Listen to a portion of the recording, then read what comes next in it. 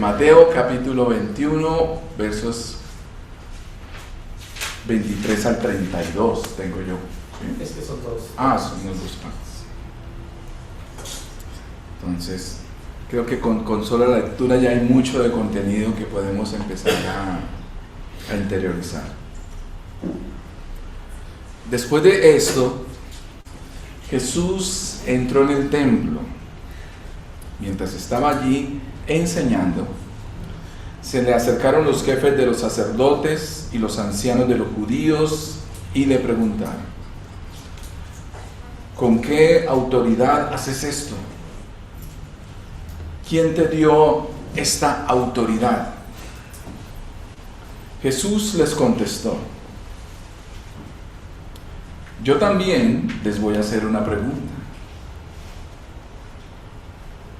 ¿Quién envió a Juan a bautizar? ¿Dios o los hombres? Si ustedes me responden, yo les diré con qué autoridad hago esto. Comenzaron a discutir unos con otros. Si respondemos que Dios lo envió, nos dirá: entonces, ¿por qué no le creyeron? Y no podemos decir que fueron los hombres, porque tenemos miedo de la gente, ya que todos creen que Juan era un profeta. Así que respondieron a Jesús: no lo sabemos. Entonces él les contestó: pues yo tampoco les digo con qué autoridad hago esto. Jesús les preguntó: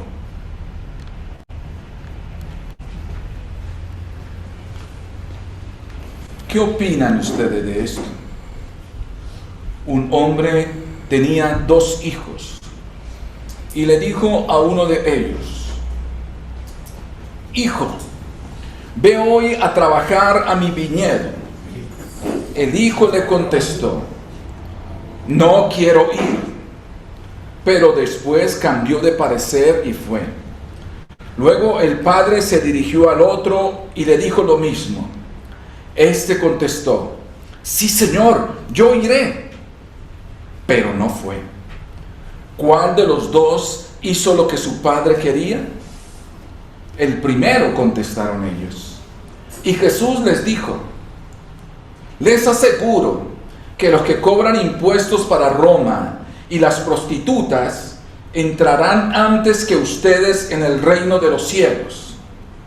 Porque Juan el Bautista vino a enseñarles el camino de la justicia y ustedes no le creyeron. En cambio, esos cobradores de impuestos y esas prostitutas sí le creyeron.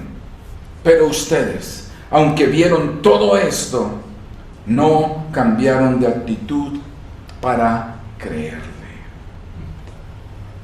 Esta es palabra del Señor.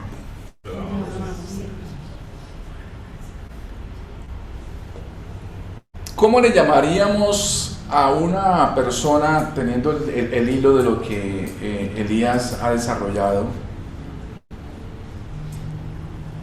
que teniendo la capacidad, los recursos, y digámoslo así, teniendo un bidón lleno de agua en medio de una necesidad de agua en la región, y usted llega o alguien llega muy necesitado de agua y esa persona, aunque tiene de sobra, le niega esa agua a esa persona? ¿Cómo le llamaría usted a esa persona?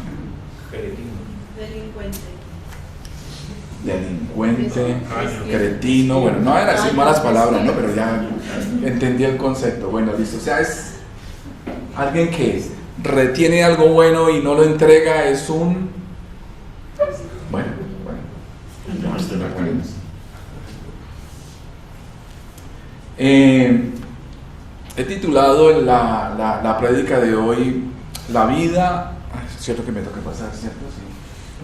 Pastor Elías, concuerdo. Eso, ya aprendí. La vida versus la muerte. porque el capítulo de Mateo 21 nos señala el comienzo de una semana definitiva en el ministerio y en la vida de Jesús. ¿Es la semana de qué?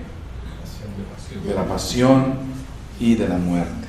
Entonces, Jesús ha entrado en Jerusalén y ha sido recibido con vítores, con cantos, con palmas, ¿cierto? Que dicen, Hosana al Hijo de David. Hay una gran expectativa acerca de su presencia por parte del pueblo, quien en medio de necesidad expresa un clamor de ver a un David manifestándose para liberación. Y por otra parte, el poder religioso se encuentra apercibido y desafiante frente a las enseñanzas y prácticas de este misionero errante que va por toda la nación predicando cosas como que no les agradan mucho a ellos. Después Jesús entra a Jerusalén. Después Jesús entra ¿a dónde? Al templo. E inmediatamente presenta sus intenciones y credenciales de lo que piensa con respecto a qué, a la dinámica del templo y de la vida religiosa imperante. Entonces el verso 12 lo describe de esta forma: Jesús entró en el templo y echó de allí a todos los que estaban vendiendo y comprando. Volcó las mesas de los que cambiaban dinero a la gente y los puestos de los que vendían palomas. Y les dijo: en las Escrituras se dice, mi casa será declarada casa de oración, pero ustedes están haciendo de ella una cueva de ladrones. Entonces estas son las credenciales que Jesús está presentando a su llegada a Jerusalén. Este Jesús no viene con medias tintas. Su actuar es una clara denuncia de la rampante ambición y corrupción que impera en la institución religiosa. Cueva de ladrones. No obstante, sigue diciendo ese mismo capítulo, se acercaron a Jesús en el templo los ciegos y los cojos, y él los sanó. Es decir, mientras arremete contra lo podrido de la institución, no se olvida de lo importante que quiere transmitir. Quiere traer sanidad y respuesta a los necesitados de Dios. Más adelante se hace el relato de la maldición de la higuera, cuando Jesús maldice a una higuera que no tiene fruto cuando él estaba buscando. Se entiende y se sigue consolidando la idea de la desaprobación hacia los líderes de la nación, en el sentido de que Dios busca fruto y no lo ha hallado, por lo cual procede a maldecir a un árbol que no da fruto. Y llegamos al relato que nos corresponde. Esa es como la introducción de lo que está sucediendo. En ese relato yo considero, y quiero como manejarlo desde esa visión, digámoslo así, que Jesús va a un encuentro con la muerte. Es la semana de su muerte, ¿cierto? Va a un encuentro con la muerte. ¿Cuándo tiene Jesús ese encuentro con su muerte? Reprogramo la pregunta. ¿Cuándo tiene Jesús un encuentro con la muerte? La primera vez. No sé. ¿Cuándo tiene Jesús ese encuentro con la muerte? En esta semana. En En Getsemaní, en la cruz, es lo que nosotros generalmente pensamos. Pero yo quiero invitarlos a que exploremos que no es solo un encuentro con la muerte física, sino que todo este capítulo nos muestra una confrontación directa de Jesús con quienes representan la muerte. ¿Sí? Y quisiera invitarlos a que nos vayamos por este lado. ¿Quiénes representan a la muerte aquí en este relato? Y vamos a desarrollarlo de esa forma, ¿sí? Entonces podemos entender que esos líderes religiosos, los jefes de los sacerdotes, los fariseos, los saduceos, quienes pretenden ser los dueños absolutos de la verdad y administradores de esta a su antojo. Dice el relato: después de esto, Jesús entró en el templo. Mientras estaba allí enseñando, se le acercaron los jefes de los sacerdotes y los ancianos de los judíos y le preguntaron: ¿con qué autoridad haces esto? ¿Quién te dio esta autoridad? Entonces notemos que ellos se acercan ¿para qué? ¿Para aprender? Ellos se acercan para cuestionarlo. Nótese que se acercan no para aprender, sino para sentar su posición de que ellos son los que deciden quién puede comunicar las verdades acerca de Dios. Cuando ellos preguntan ¿quién te dio esta autoridad?, se puede asumir que ellos consideran que sí tienen autoridad, porque les ha sido delegada mediante las costumbres imperantes, es decir, mediante coimas, palancas o nepotismo, entre otras prácticas que ya, gracias a Dios, en estos tiempos no se practican. Ya hemos avanzado como sociedad.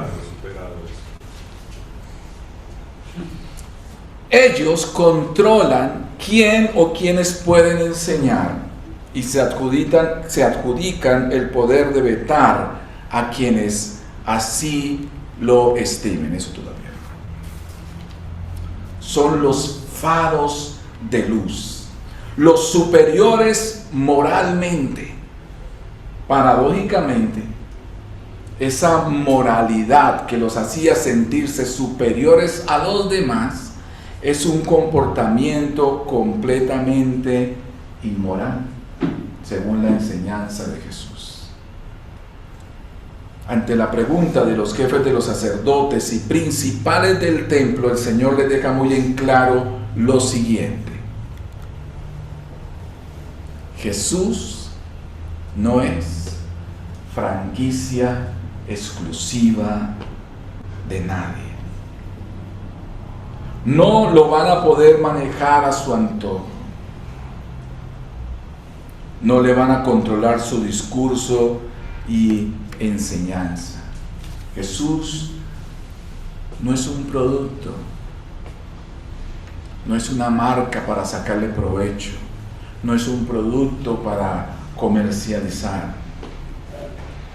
Cuando quieren callar a Jesús, Él los confronta haciendo ver que su discurso está basado en la conveniencia. Nótese que cuando Jesús les presenta ese dilema y ellos empiezan a discutir entre ellos, la conversación entre ellos está basada en un argumento. Si decimos, ¿sí?, si decimos esto, si decimos aquello, si decimos es una expresión que en ese contexto que están denota cálculo y malicia. Entonces ellos afirman: tenemos miedo de la gente. Cuando las respuestas que se quieren dar están basadas en el miedo o en la conveniencia, no son respuestas honestas ni libres de contenido contaminado. Y cuando el Señor les rematan con la parábola de los dos hijos. Pone sobre el tapete lo que mueve a estos personajes en su actuar. La envidia, que me lo relató el pastor Elías la semana pasada, el orgullo y la desobediencia les han descalificado como representantes del reino y los ha colocado en el último lugar. Quienes entran en el escenario de esta parábola son considerados hijos, con diferentes respuestas ante el pedido del Padre. Uno expresa una respuesta zalamera, es decir, contesta con hipocresía para obtener un beneficio personal. Es obvio la alusión de Jesús a los líderes a los cuales está increpando. Por otra parte, el hijo rebelde que enfrenta a su padre con una clara desobediencia y después es movido a arrepentimiento, terminando en obediencia a la orden, es también una clarísima referencia a quienes estando en rebeldía han sido movidos a un cambio. Jesús reivindica el derecho que todos tienen y tenemos a cambiar de vida. La comunidad del reino que Jesús presenta es como un campo de refugiados, donde todos tienen amparo y cuidado, mientras que los líderes religiosos lo han manejado como una oficina de migración. Importan más los requisitos que la compasión, afirma Miguel Pulido. Digamos que se han constituido como en el peaje. Quieren determinar quiénes entran, quiénes no entran. Quiénes tienen salvación, quiénes no tienen salvación. Quiénes son dignos y quiénes son indignos. Pero cuando se trata de recibir las dádivas del cielo y los beneficios de la institución, no tenían ningún problema en recibirlas. Pero qué quisquillosos se ponían cuando de dar gracia a otros se trataba. La conclusión de esta parábola es clara. Quienes por su conocimiento debieran haberse arrepentido no lo hicieron. Y de los que menos se esperaba son los que tuvieron mejor comprensión de la voluntad de Dios para ese tiempo. Los líderes religiosos prefirieron hacer de sus creencias un ídolo. Con tal idolatría por su teología, que no tuvieron escrúpulo alguno en preferir matar a Dios de ser necesario para seguir conservando su posición. Prefirieron matar al Hijo de Dios antes que cambiar sus paradigmas religiosos. La riqueza de este relato radica en que Jesús triunfa sobre la muerte, la combate y la pone en evidencia. Cuando las prácticas religiosas traen condenación en lugar de salvación, cuando traen cadenas en lugar de libertad, desolación en lugar de esperanza, la palabra de Jesús irrumpe para gritarnos a todos hoy. Hay lugar para el arrepentimiento en el reino de Dios, para enderezar el camino, para reconocer que se está alejado de Dios y volver a la senda de obediencia. Hay vida en Jesús y no muerte. Quisiera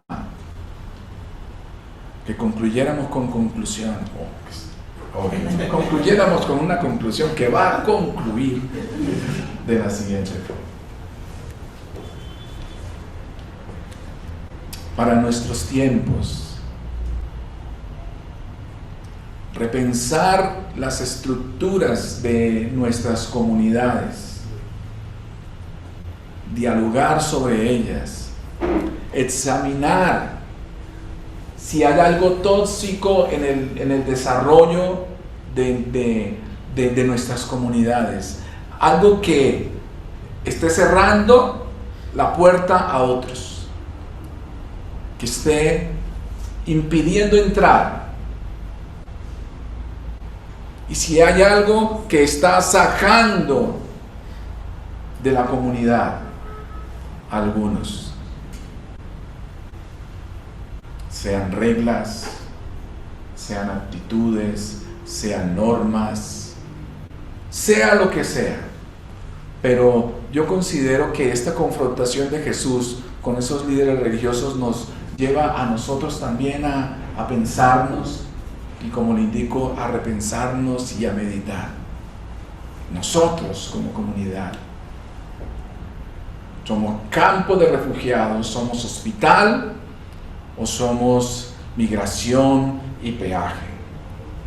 Nos atribuimos derechos de negar o aprobar, nos atribuimos el derecho de enviar al cielo o al infierno a cada quien según la condición de su vida, según su estilo de vida, o abrimos la puerta de la gracia, de la misericordia, y aprendemos de ese Jesús que, estando en medio de ese ambiente religioso tan contaminado, no olvida su misión: traer sanidad, traer agua al sediento.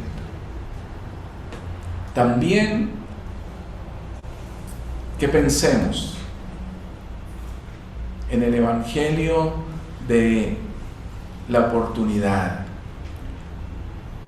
en el Evangelio que, como en la parábola de los dos hijos, muestra a un hijo rebelde que se arrepiente y obedece.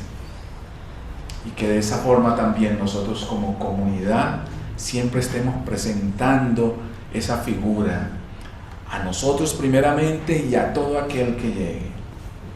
Has venido a un lugar donde puedes rehacer tu vida, donde siempre hay una oportunidad para enderezar nuestros pasos y obedecer al Padre.